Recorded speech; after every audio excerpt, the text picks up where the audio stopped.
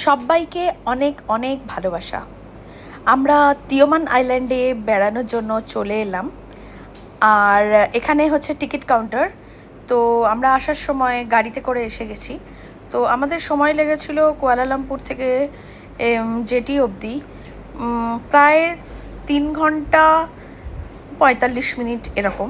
তো মাঝখানে আমরা অনেকবার চা খাওয়ার জন্য, একটু সামান্য টিফিন করার জন্য দাঁড়িয়েছিলাম। আর এখান থেকে আমরা অলরেডি আমাদের অনলাইনে টিকিট করাই ছিল। তো এখান থেকে ওদের একটা পাস নিতে হয়, সেটা আমরা এখান থেকে নিয়ে নিলাম। আর এখানে চিলড্রেন, অ্যাডাল্ট এদের টিকিটের প্রাইসগুলো আলাদা আলাদা থাকে। আর এই একটা হলো বলেছিল R23, এটা একটা কাউন্টার। এই কাউন্টার থেকে আমরা যে আইল্যান্ডে আসবো সেখানে যাওয়ার জন্য এখান থেকে একটা পাস নিতে হয়। তো সেটা নেওয়ার জন্য আমরা এই কাউন্টারে চলে এলাম। এটা অলরেডি জেটিতে যখন আমরা এসে পৌঁছেছি তখনই বলেছিল। তো আমরা সব কিছু নেওয়ার পরে লাঞ্চ করে নিলাম। আমি নিয়েছিলাম এগ ফ্রাইড রাইস আর একটা অমলেট। তো এখানে এগ ফ্রাইড রাইসটা অনেক অনেক টেস্টি ছিল। যাই হোক, এই খাওয়া দাওয়ার পরে আমরা চলে এলাম জেটির উদ্দেশ্যে, কারণ আমাদের জেটি ছাড়ার কথা 1টার সময়। তো আমাদের পৌঁছতে হবে 12টায়, কেননা ওখানে কিছু চেকিংয়ের ব্যাপার থাকে। তো আমরা যেখানে খাওয়া দাওয়া করছিলাম, মানে লাঞ্চ করছিলাম, সেখান থেকে আমরা জেটিতে আসার জন্য এই রাস্তাটা বা এই ওয়েটা ছিল। তো এইটা হলো হারবার সেন্টার। এখানেই আমাদের গাড়ি রাখতে হলো। এই গাড়িটা আমাদের 4 দিনের জন্য এখানে থাকবে। তো তার জন্য আমাদের যেখানে আমরা রেখেছি সেখানে গাড়ি রেখে সেখান থেকে কিছু কাগজ দিল, সেটা আমাদের রাখতে হবে নিজেদের কাছে। যখন আমরা গাড়ি নেব সেটা আমাদের শো করতে হবে। তো এই চলে এলাম জেটির কাছে, যেখানে গেট এ আর গেট বি বলে লেখা। তো আমরা গেট এ দিয়ে চলে এলাম। মাঝে আমি কিছু ভিডিও করতে পারিনি, কেননা আমরা যে গ্রাউন্ড ফ্লোরে ছিলাম সেখানে বাইরে কোনো উইন্ডো ছিল না। তো অবশেষে আমরা চলে এলাম তিওমান আইল্যান্ডে। তো আমাদের ট্রলি ব্যাগ ওরা নিয়েছিল, তারপর ওখান থেকে আমরা কালেক্ট করে নিলাম। নিয়ে অপূর্ব সুন্দর জায়গা। আর সমুদ্রটা নিয়ে তো কোনো কথাই হবে না, পুরো ক্লিয়ার ওয়েদার পুরো। আমার তো খুব খুব খুব ভালো লাগছিল। তো তারপর আমরা কিছু ছোটোখাটো ভিডিও করে আর ব্যাগগুলোকে ওদেরকে দিলাম। ওরা আমাদের রিসর্টে পৌঁছে দেবে। ওখানে এমনই সিস্টেম যে জেটিতেই ওরা ওদের আমান তিওমান যে রিসর্টে আমরা ছিলাম, ওদের অলরেডি গাড়ির সার্ভিসটা ছিল। আমাদের তাই ক্যারি করতে হয়নি, এই একটা খাটনিও কম হয়ে গিয়েছিল। তো তারপর আমরা ব্যাগগুলো দিয়ে দিলাম, দিয়ে আমরা চলে এলাম এখানকার হোটেল বুকিং যে করাই ছিল আমাদের আগের থেকে। এটা একটা প্যাকেজে এসছি আমরা। তো সেইটা আমরা এখন দেখাতে এলাম, যে অনলাইনে যে বুকিং করেছিলাম পাসপোর্ট দেখাতে হবে। আর এদের থেকে আমাদের মানে রুমের কিও নিতে হবে। তো আমি কিছু ভিডিও করছিলাম আশেপাশের। তো আমাদের এখানে ওয়েলকাম ড্রিঙ্ক দিয়েছিল।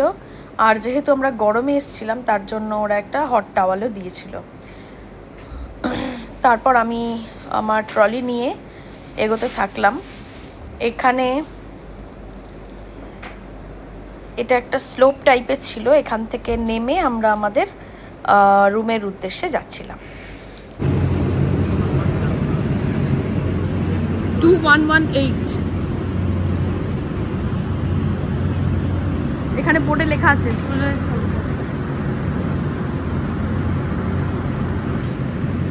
বোর্ডে আছে 2201 2204 ওইদিকে। কত সুন্দর গাছ দেখো, সুপারি গাছ বোধহয়, এটা সুপারি হয়ে আছে। বাড়িগুলো পুরো অন্যরকম না? এখান থেকে এদিক থেকে এদিকে যাওয়ার জন্য একটা রাস্তা।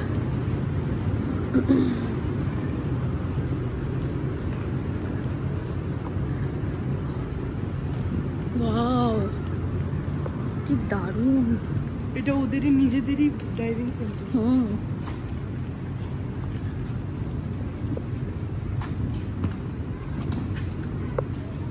এইটাই কি ওইটা?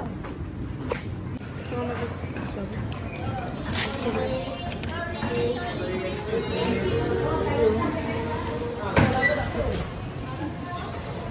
কত জবা ফুল হয়ে রয়েছে, দারুণ লাগছে।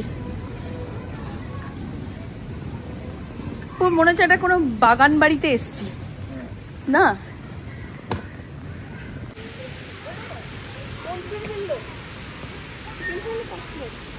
ফ্লোর তো কিছু বলেনি। এখানে আবার স্কুল রয়েছে, কি দারুণ। 118 এসে গেছে। আবার সিঁড়ি আছে আবার, ওয়াও দারুণ।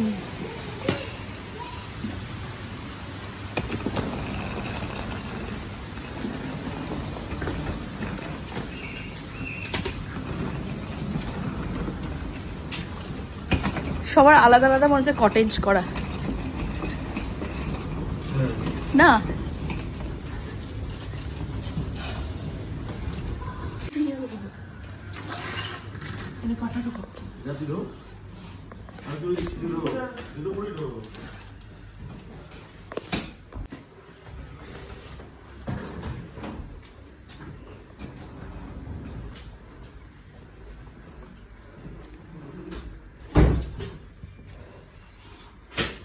ওইখান থেকে মনে পুলটা দেখা যাবে।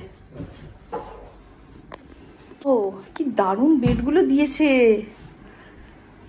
কি বড় না রুমটা, খুব সুন্দর। এসি দিয়েছে, আর এটা সব থেকে ভালো লেগেছে আমার, এখান থেকে পুলটা দেখা যাবে। এটা আমি পরে খুলছি। এটা কন্ট্যাক্ট করার জন্য দিয়েছে, স্পা অ্যান্ড রিল্যাক্সেশন, এটা তো করতেই হবে। জল দিয়েছে, 4 বোতল, চা কফি করার জন্য সব কিছু দিয়েছে। এটা আমাদের ফ্লাস্ক। এখানে একটা শেলফ কাম ড্রয়ার্স, আর এটা হলো বাথরুম।